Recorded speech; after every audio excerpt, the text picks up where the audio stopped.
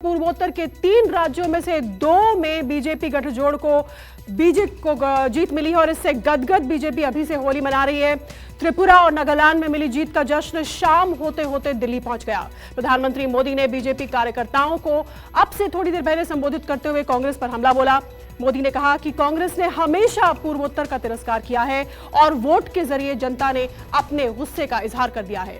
PM ने त्रिपुरा में left के साथ गठजोड़ को लेकर भी निशाना साधा।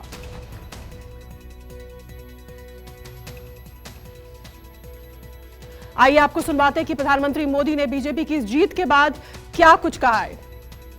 तो पूर्वोत्तर के 2 राज्यों में जीत और दोबारा कमल खिलने पर बीजेपी गदगद है। पूरे देश में जहां जहां बीजेपी कार्यकर्ता हैं उनमें खुशी की लहर है।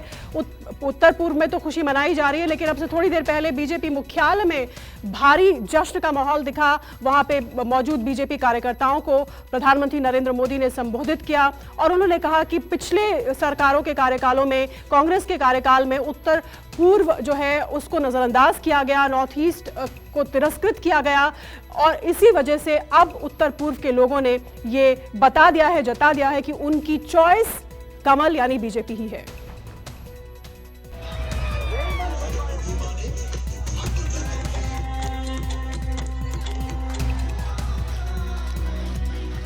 त्रिपुरा टू नागालैंड,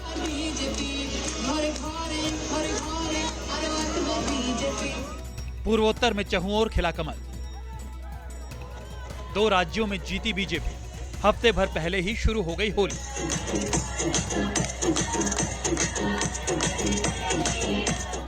अगरतला से कोहिमा तक उड़े गुलाल। दिल्ली में जश्न जोरदार। पूरब से आया पैगाम, किसके नाम 2024 के फाइनल का अंजाम।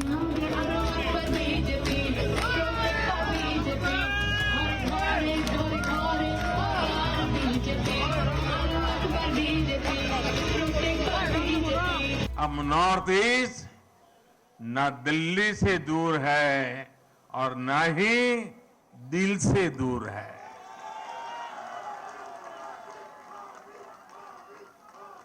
ये युग परिवर्तन का समय है। ये नया इतिहास रचे जाने का समय है। मैं नॉर्थ ईस्ट की शांति, समृद्धि और विकास का ये समय देख रहा हूं।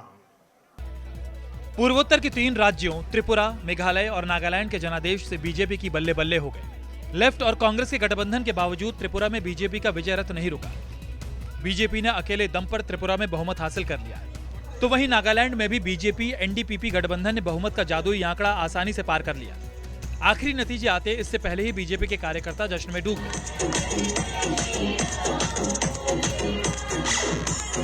शाम ढलते ही दिल्ली का जश्न भी दिव्य हो चला। स्वागत है भाई, स्वागत है। 60 सीटों वाली त्रिपुरा विधानसभा चुनाव में बीजेपी ने अपने अपने गठबंधन सहयोगी indigenous peoples front of Tripura के साथ मिलकर बहुमत का जादुई आंकड़ा पार कर लिया। चुनाव नतीजों के मुताबिक 60 सीटों वाली त्रिपुरा विधानसभा में बीजेपी और आईपीएफटी गठबंधन को 33 सीटें, लेफ्ट और कांग्रेस गठबंधन को 14 सीटें, तो वहीं टिपरा मोथा पार्टी को 13 सीटें मिली हैं। त्रिपुरा के मुख्यमंत्री माणिक साहा टाउन बोर्डोवली से चुनाव जीत गए। साहा ने कांग्रेस के आशीष कुमार साहा को शिकस्त दी। चुनाव नतीजों से साफ है कि बीजेपी ने इस बार फिर त्रिपुरा में 2018 का करिश्मा दोहरा दिया है। सूबे में एक बार फिर बीजेपी की सरकार बनना तय हो गया है। इन चुनावों में हमने कितना बड़ा परिवर्तन देखा है। भाजपा ने नॉर्थ ईस्ट की राजनीति की दिशा ही नहीं, उसकी दशा ही नहीं, लेकिन एक आत्मविश्वास से भरा हुआ और नई दिशा पर चल पड़ा हुआ नॉर्थ ईस्ट हम देख रहे हैं। नागालैंड में भी बीजेपी गठबंधन सरकार की वापसी तय हो गई है। बीजेपी एनडीपीपी गठबंधन ने शानदार प्रदर्शन करते हुए बहुमत के जादुई आंकड़े से ज्यादा सीटें हथिया ली। 60 सीटों वाली नागालैंड विधानसभा में बीजेपी और एनडीपीपी गठबंधन को 37 सीटें, एनसीपी को 7, एनपीपी को 5 सीटें, एनपीएफ को 2 सीटें, तो निर्दलीय और अन्य को 9 सीटें आई हैं।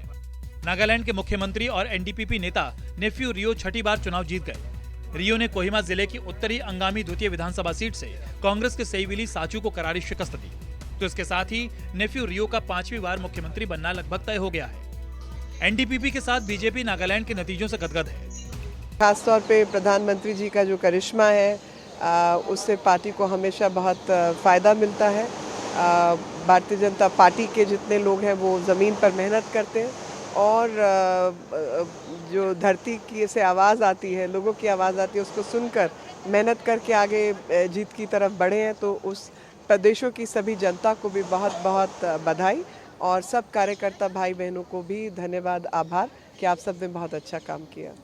नागालैंड में चिराग पासवान की पार्टी लोक जनशक्ति रामविलास और रामदास अठावले की party Republican party of India को भी 2-2 सीटें, जबकि नीतीश कुमार की पार्टी जेडीयू को 1 सीट हासिल हुई है।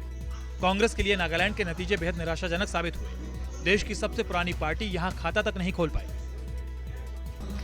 मेघालय में किसी भी पार्टी को स्पष्ट बहुमत नहीं मिला, लेकिन मुख्यमंत्री कोनराड संगमा की पार्टी एनपीपी चुनाव नतीजों में सबसे बड़ी पार्टी बनकर उभरी है। चुनाव प्रचार के दौरान एक उम्मीदवार के निधन के कारण मेघालय की 60 में से 59 सीटों पर चुनाव हुए, जिनमें सीएम कोनराड संगमा की पार्टी एनपीपी को 26 सीटें, यूडीपी को 11 सीटें, कांग्रेस को 5, टीएमसी को 5, बीजेपी को 2 सीट, जबकि निर्दलीय और अन्य को 10 सीटें मिली हैं।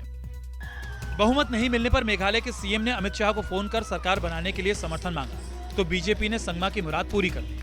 पूर्वोत्तर में बीजेपी के सबसे बड़े रणनीतिकार और असम के मुख्यमंत्री हिमंत बिस्वा शर्मा ने ट्वीट किया। बीजेपी के राष्ट्रीय अध्यक्ष जेपी नड्डा ने मेघालय में अगली सरकार बनाने में नेशनल पीपल्स पार्टी का समर्थन करने के लिए बीजेपी की प्रदेश इकाई को सलाह दी है। मेघालय में जहां कांग्रेस ने इस बार नए चेहरों पर दांव आजमाया था, तो वहीं राहुल गांधी ने यहां एक रैली भी की थी, लेकिन नतीजों से यही लगता है कि मेघालय की जनता पर इसका कोई खास असर नहीं हुआ। कांग्रेस ने पूर्वोत्तर के नतीजों को पार्टी के लिए झटका माना है, लेकिन इससे देश का मूड मानने से इनकार कर दिया है। नागालैंड, त्रिपुरा दोनों जगह हमारी सरकार बन रही है और मेघालय में हमारे समर्थन से सरकार बनेगी।